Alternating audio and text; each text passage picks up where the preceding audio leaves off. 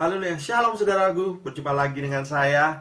Biarlah pada hari ini kita tetap sehat, tetap kuat, tetap semangat menjalani hidup. Karena kita percaya pengharapan kita kepada Tuhan tidak pernah sia-sia. Karena Dia adalah Allah perlindungan kita. Saya percaya bahwa Tuhan ada beserta dengan Anda dan saya juga pada saat ini. Haleluya, puji nama Tuhan. Kita akan belajar pada saat ini bagaimana mendapat tuntunan Allah dalam kehidupan kita. Kita akan belajar di kitab Kejadian pasal yang ke-24 ayat yang pertama sampai dengan ayat yang ke-67.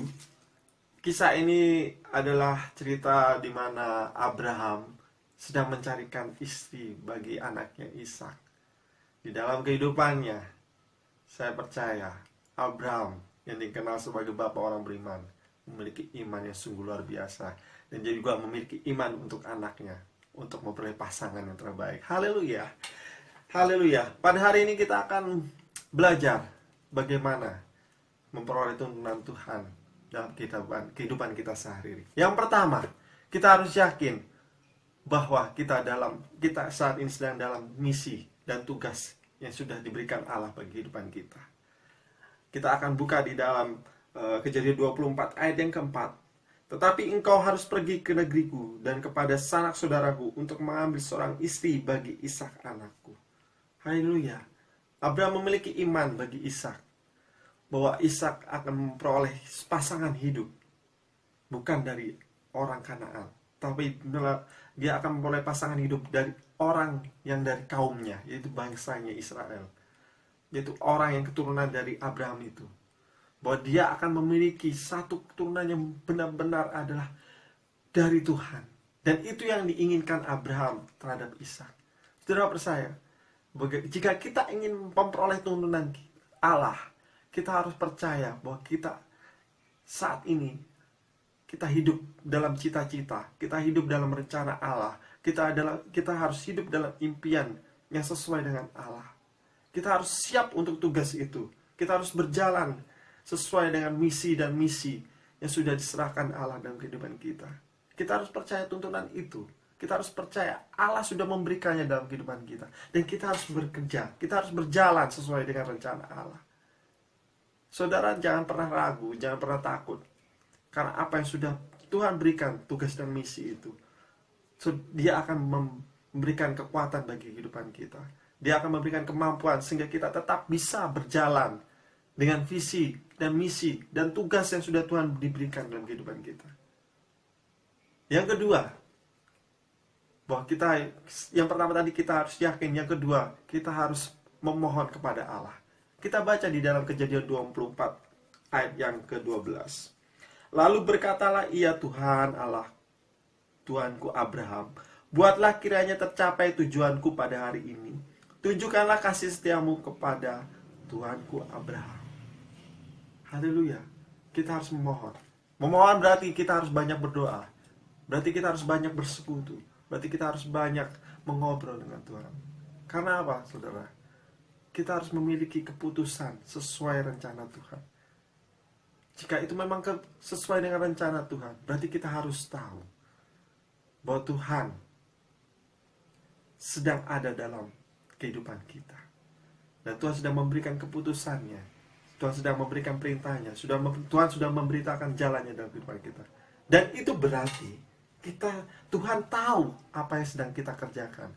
Dan Anda juga harus memberitahu apa yang sedang saudara kerjakan saat ini. Apa yang saudara alami saat ini kepada Tuhan. Sehingga Tuhan tahu. Dan Tuhan akan memberikan rencananya dalam kehidupan kita. Dalam kehidupan kita, dalam misi ini, dalam petugas ini, kita harus banyak memohon kepada Tuhan agar selalu dikuatkan, saudara. Banyak sekali tentunya halangan, rintangan, ujian yang akan kita hadapi. Dan itu akan membuat saudara akan semakin kuat. Akan semakin membuat saudara semakin mengerti bahwa Tuhan yang akan membantu kita, menguatkan kita dalam segala perkara. Haleluya. Yang ketiga, kita harus mengujinya. Kita baca di dalam Kejadian 24 ayat 57 sampai 58. Kata mereka, baiklah kita panggil anak gadis itu dan menanyakan kepadanya sendiri. Lalu mereka memanggil Ribka dan berkata kepadanya, Maukah engkau pergi berserta orang ini? Jawabnya, mau. Ketika Ribka memperoleh pemberitaan bahwa dia akan menikah dengan anak daripada Abraham, Ishak, dia akan ditanyai dulu oleh keluarganya, maukah engkau ikut dengan menikah dengan Ishak? Dan dia berkata mau. Ribka diuji,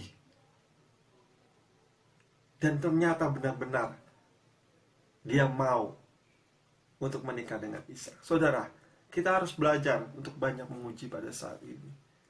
Banyak sekali nubuatan pada saat ini. Banyak sekali kesaksian saat ini.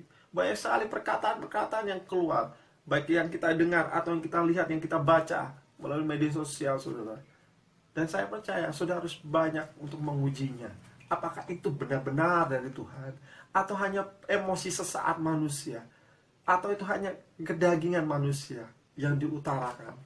Saudara harus percaya, Tuhan memang berbicara lewat segala hal. Tetapi kita juga harus belajar untuk mengujinya. Sehingga kita percaya bahwa semua yang kita terima itu benar-benar dari Tuhan. Ketika saudara dalam visi misinya Tuhan, saudara harus percaya bahwa ujian, penderitaan yang saudara alami itu bukan ujian biasa, tetapi itu untuk membangkitkan iman saudara. Ketika saudara mengalami kegagalan mungkin, saudara mengalami musibah atau sesuatu, atau saudara menjadi sukses pada saat itu puji Tuhan, suatu berkat yang Tuhan berikan. Saudara percaya bahwa semuanya itu ada Tuhan yang atur. Jangan menganggap suatu kegagalan, pemberitaan atau kejatuhan itu adalah suatu bencana bagi saudara. Tidak. Tetapi itu adalah awal untuk saudara bisa melaju lebih baik lagi. Seperti perumpamaan. Seperti contoh kisah, misalkan saudara berkendara. Ketika saudara sedang melaju, lalu di perempatan ada lampu merah. Mau tidak mau Anda harus berhenti. Saudara harus berhenti untuk keselamatan saudara juga. Begitu juga dalam kehidupan saudara. Ketika saudara berhenti, tiba-tiba stagnan saat ini, dalam pekerjaan, dalam kehidupan sehari-hari bersosialisasi, itu tidak berarti itu adalah awal dari menjadi jatuh. Tidak, saudara. Itu adalah awal saudara untuk memulai sesuatu yang baru. Ketika lampu merah Anda berhenti, bukan berarti Anda gagal, bukan berarti Anda jatuh, tetapi Anda harus banyak introspeksi diri, banyak meningkatkan kewaspadaan, sehingga nanti ketika lampu menjadi hijau, saudara bisa langsung menginjak pedal gas saudara, dan saudara akan melaju lagi untuk menjadi ke arah yang lebih baik lagi. Haleluya, puji nama Tuhan. Biarlah renungan ini bisa memberkati saya dan saudara pada hari ini. Terima kasih buat segala kebaikannya. Puji syukur kepada Tuhan bahwa Tuhan masih memberikan kita kekuatan, kesehatan. Kebaikannya terus melimpah dalam kehidupan kita, yang memimpin kita dalam tujuan untuk memperoleh sesuatu yang Tuhan sudah sediakan bagi kehidupan kita. Kita percaya Tuhan selalu beserta dengan kita. Tuhan beserta dengan saya dan saudara pada saat ini. Puji nama Tuhan. Kami bersyukur. Mari kita berdoa. Terima kasih Tuhan buat segala kebaikan-Mu. Bila pada hari ini kasih dan kebaikan-Mu terus ada dalam kehidupan kami. Tuhan, Engkau sendiri yang menuntun tiap langkah kami, sehingga kami boleh berjalan sesuai dengan rencana kehendak-Mu, Tuhan. Dan kami percaya Roh Kudus-Mu terus memberkati kami, memimpin tiap langkah kami, sehingga kami tidak akan mungkin terjatuh.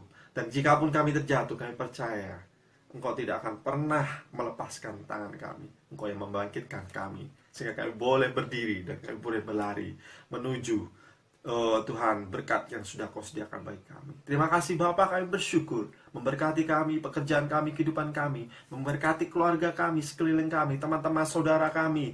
Kami percaya Tuhan, Engkau terus menjaga dan melindungi kami. Perlindungan-Mu nyata atas kami. Terima kasih Bapa, kami bersyukur dan kami serahkan kehidupan kami hanya di dalam nama Tuhan Yesus kami berdoa. Haleluya. Amin. Tuhan Yesus memberkati. Dagingku dan hatiku habis lenyap, gunung batuku damai yang tetaplah Allah selama-lamanya. Sekalipun dagingku dan hatiku habis lenyap, gunung batuku dan bagianku,